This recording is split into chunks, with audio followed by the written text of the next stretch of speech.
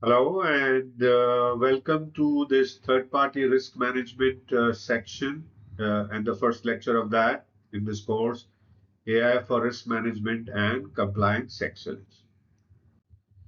In this section, we will give you a good idea of how to excel in third-party risk management using AI. And we will begin by talking about how can you use risk intelligence engines that combine internal and external data, right?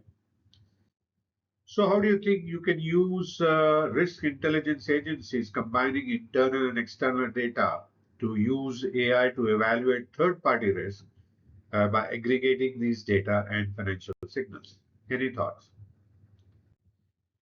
Using risk intelligence engines that combine internal and external data enables your organizations to evaluate third party risk more holistically and proactively. And these engines particularly ingest and synthesize diverse sources like, transactional data, financial metrics, regulatory history, real-time sentiment from public sources to provide dynamic data-driven risk profiles for variety of stakeholders like vendors, partners, and other third parties. So that's how, at a snapshot, you can use risk intelligence agencies. And what do they do? Why use, let's take a look at a little more in detail. Why use risk intelligence agencies for third party risk? You know, if we compare the risk intelligence approach, engine approach, versus traditional third party due diligence, we see that third party due diligence, traditional one, is a static onboarding, with the checks there, but they are static. Whereas the risk intelligence approach is more ongoing and it does dynamic risk evaluation. In the third party, due diligence in traditional method, you have manual news or financial reviews. Whereas in risk intelligence approach, you have, automated monitoring and aggregation of data. In the third party due diligence in traditional manner, you have internal data only, whereas risk intelligence engine approach enriches insights with external signals. And the traditional third party due diligence is limited to known issues, whereas the risk intelligence engine approach detects emerging risk early, like lawsuits or media.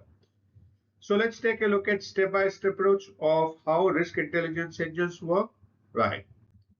So the first step would be to ingest internal risk data, and there you need to pull in the internal signals in the from the variety of sources like vendor payment delays or disputes, historical audit flags or on non-compliances, quality issues or service level agreement violations, usage concentration, dependence on single supplier, and risk classification in terms of critical, non-critical risk.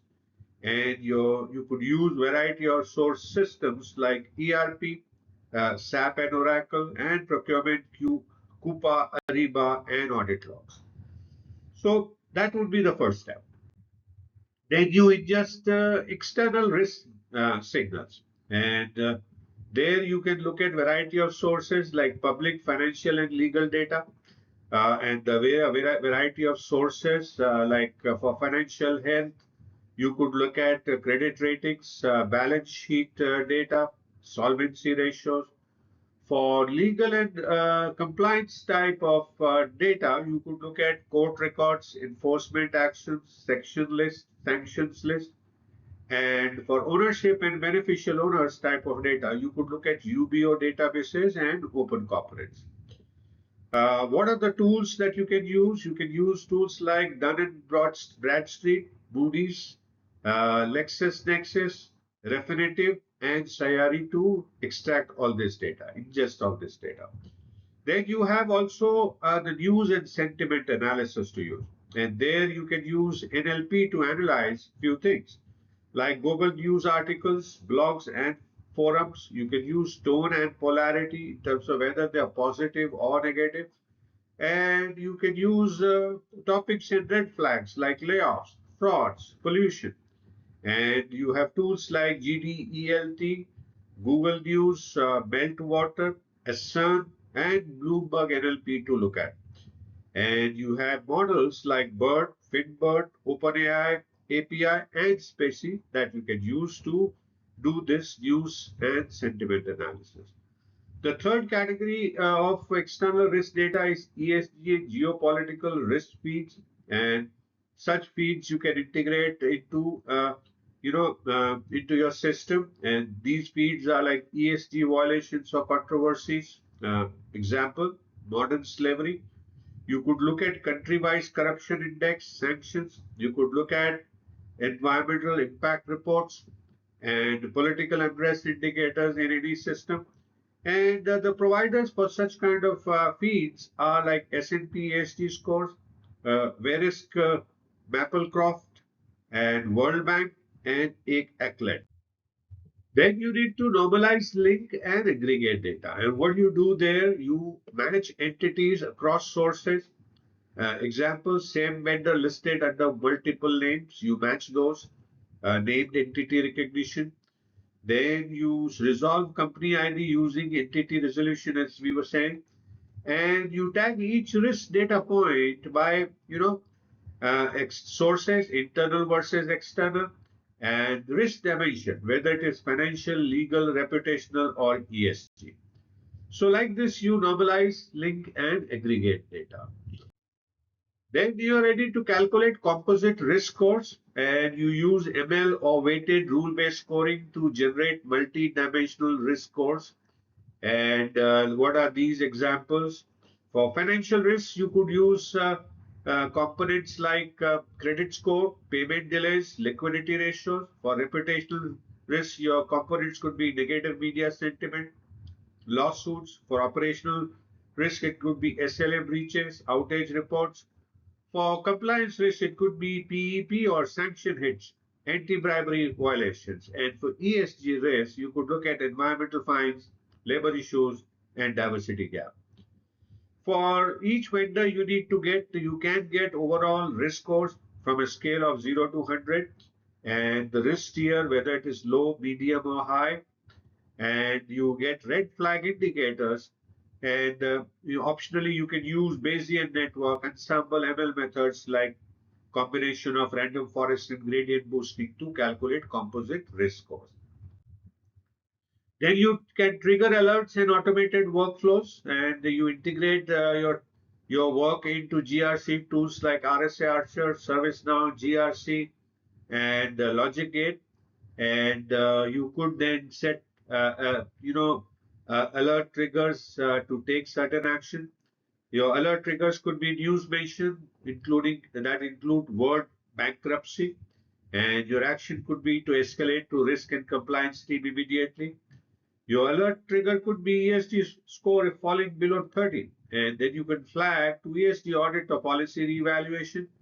And another, trigger could be for alert could be the payment breach or and legal incident. And there you could take the action of blocking future transactions until reviewed.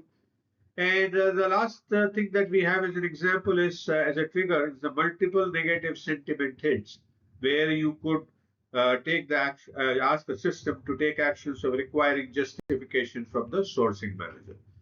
So like this, you set up the trigger alerts and automated workflows. You can also visualize and investigate risk profiles. You could include dashboards, that include vendor risk scorecards with trend lines, geographic heat maps of risk concentrations, sentiment over time from news sources, and drill down timelines of incidents and triggers. Now, what are the tools that you can use for this purpose? You could use tools like Power BI, Tableau, Grafana, Kibana, and ThoughtSpot. So like this, you can visualize and investigate the risk profiles. Let's take a look at a real-world example of supply chain risk monitoring. In this example, on the financial dimension, the signal they detected was payment default from vendor subsidiary, and the action that system asked to take was to hold new purchase orders from this vendor. On the reputational dimension, they looked at the signal of 3 negative articles on layoff, and that required clarification from the supplier. On a compliance dimension, they looked at the sanctions list match, and the resulting action to be taken was block vendor in procurement system. And on the ESG front, they were the signal that was detected was the fine for water pollution, and uh, the action was to be taken was revisit the sustainability policy. Uh, the outcome as a result of doing all this was 23 high risk vendors flagged and reviewed before the contract renewal. So that is a real world example of how supply chain risk monitoring was done using risk intelligence engines. What are the tool stack for what is the tool stack for risk intelligence engines? You have for each of the layer you have a lot of tools and services. For internal data ingestion, you could use Snowflake, DBT, SAP, Coupa, API. For external data connectors, you could use Refinitiv, LexisNexis, Google News API, and SAP, S&P ESG. For entity resolution, you could use Open Corporate's custom match algorithm. For NLP and sentiment analysis, you could use Finbert, OpenAI, Spacey, Hugging Face transformers. For scoring engine, you could use Python and their XGBoost and LightGBM or Bayesian models. And for visualization, Power BI, Tableau, and Dash. And for alerting and workflow layer, you have ServiceNow, LogicGate, Jira, and Slack alerts, right? Stack alerts. So these are the various tools that you can use for each layer for risk intelligence agents. What are the business benefits of using risk intelligence engines? First, you get 360-degree third-party visibility, and that results in combining the structured and unstructured risk data. You have continuous risk monitoring, which is not limited to onboarding checks. You have early warning signals, which detect issues before the contracts are signed. And you have automated decisions and workflows for faster and more consistent risk management. and this whole thing strengthens compliance in ESG posture, and that meets audit, CSR, and regulatory expectations. So, what do we do next? So, in the next lecture, we look at another dimension of third party risk management, another aspect of AI based vendor scoring on ESG, compliance history, and credit worthiness.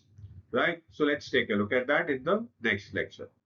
So, thank you so much for watching this first lecture on third party risk management. I hope you're continuing to learn new things, continuing to enjoy, and I do look forward to see you again in the next lecture. Please feel free to message me if you have any questions. I'll be happy to answer your questions, and do download the PDF file to take a look at anything that you need.